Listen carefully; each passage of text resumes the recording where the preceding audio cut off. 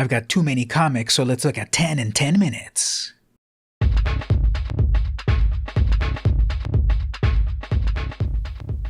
Hey everyone, it's vmcampos comic book fan.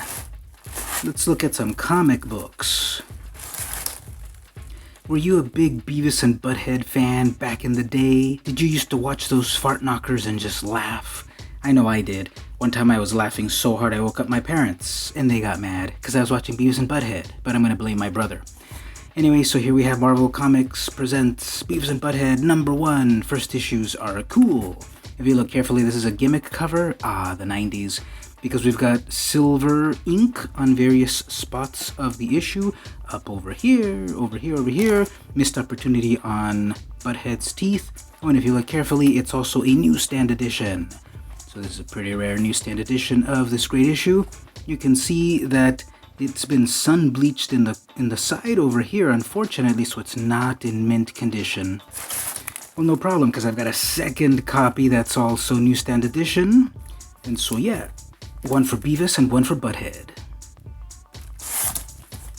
Echo of Futurepast #1 from Continuity Comics. This is Neil Adams's comic studio, rest in peace. This is an early 80s anthology series featuring the works of Hama, Golden, Saidam, Tiule, and Adams himself. Recommended for mature readers, because we've got swords and sorcery, sci-fi, twist endings, with a few topless ladies here and there. The big reason I got this book, it's because it's the first appearance of Bucky O'Hare, everyone's favorite just under the radar cartoon character of the 90s. There was that amazing TV show, I think it only lasted 1 year, 1 season. There were a few amazing video games back in the day. The arcade games were amazing. Even the Nintendo game was good. But before all of that, of course, it was a comic book. And then the first appearance of Bucky happened in the first 5 or 6 issues of Echo of Futurepast. So I've got my copy right here. First appearance of Bucky O'Hare. Gore Shriek, Volume 2, #1 from Fantagore, I believe. I'll put it on the screen here. This is warning, contains disturbing material and is not intended for children. Of course, look at this horrific cover. And the interior is a bit of a horror anthology with a few different creators. Wow, that's just freaking horrible. That's nightmare fuel right there. Moving on. Let's move on to the much safer environs of DC Comics. Here we have Hawkman #1, September 93, with a glorious gold cover by Jan Duursema. You can tell it's the 90s because the future's so bright you've gotta wear shades. It's a heavier cardstock cover, embossed plus foil. Yes, they helped cause the comics crash of the 90s, but I just loved these gimmick covers. Nowadays it's all about just variant covers. What's the story about? I have no idea. I never read Hawkman. I'm not interested in the character at all, sorry.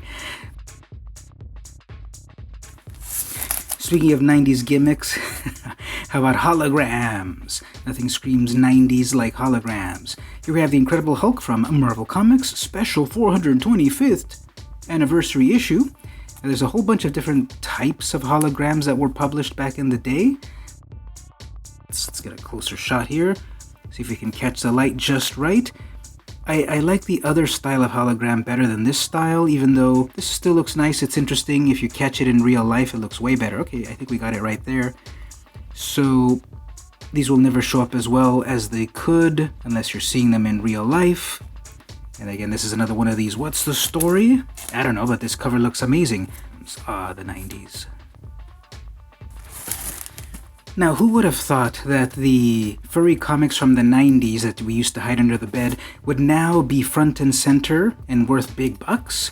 If you look at eBay, a variety of these 90s furry comics are now climbing up in value. Here we have Hit the Beach, #7, published in July 2000. And so yeah, this book is just a lot of fun drawings. It's an anthology book from a variety of furry comic creators. Most of them are pinups, but there's a few stories here and there. They're usually fun and funny, and that's what I like about these comics.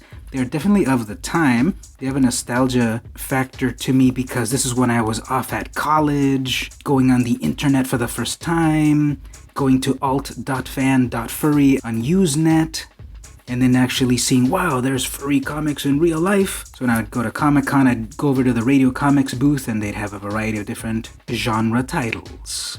But there's just a fun nature to it all. And I like the early Photoshop, well, not that early, but I like the Photoshop effect right here of the sunlight streaming down. Whenever people learn Photoshop, they just fill up their art with all these Photoshop tricks. Just let the art speak for itself. Oh yeah, here's a Sam Keith classic. This is Image Comics Generation 2, basically. And this is the comic that was just so amazing that it had to become a cartoon on MTV. A surrealistic tale that you've got to read and reread and then read commentary about what did I just read.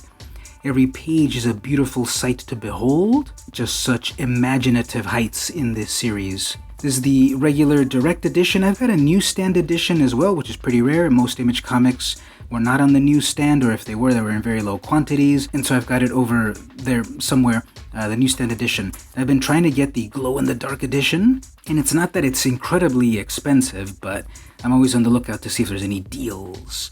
But this is just one of the iconic covers of the 90s, the Maxx #1 from Image Comics. How about another zombie comic? How about a comic based on the granddaddy of all zombie movies, Night of the Living Dead? From some publisher that I'll put right up here. Amazing painted cover, horrific painted cover, a little bit different than that Gore Shriek cover that I showed a moment ago, but still nightmare fuel. Mostly monochromatic except for these sickly green colors and the blood red. Extreme close-up of this zombie. Night of the Living Dead is one of my favorite movies of all time. Great story, great characters, tragic ending. I won't spoil anything. You need to watch the original movie. Don't be put off that it's in black and white. Come on, be a grown-up, watch a black and white movie. If you think about it, 1968, that is such a violent movie, brimming with social commentary and redefining the term zombie. And of course, the most zombie franchise of all time, The Walking Dead, owes its very soul to this original story by George A. Romero. Rest in pieces. You know you're a 90s kid when you remember Rocko's Modern Life as part of the renaissance of Nickelodeon cartoons. Now, it's funny because Ren and Stimpy was the lightning rod by concerned parents and religious leaders, saying that Ren and Stimpy is corrupting the youth. So then eventually it got really censored. They really clamped down on them. Rocko's Modern Life was kind of flying under the radar and doing as subversive and gross things as Ren and Stimpy was, but all the heat was on them, so Rocko was left unscathed. Like that episode where he's like completely nude, he goes to a nudist beach. No joke. So here we have the comic book from Marvel. This is the direct edition, and it's TV's whacked out wallaby goes berserk in his own Marvel mag. But it all started here, back in the 90s, for $1.95 from Marvel Comics. Wow, that was expensive. When I got into comics, they were only 75 cents. And we'll wrap up the episode today with a Spider-Man comic.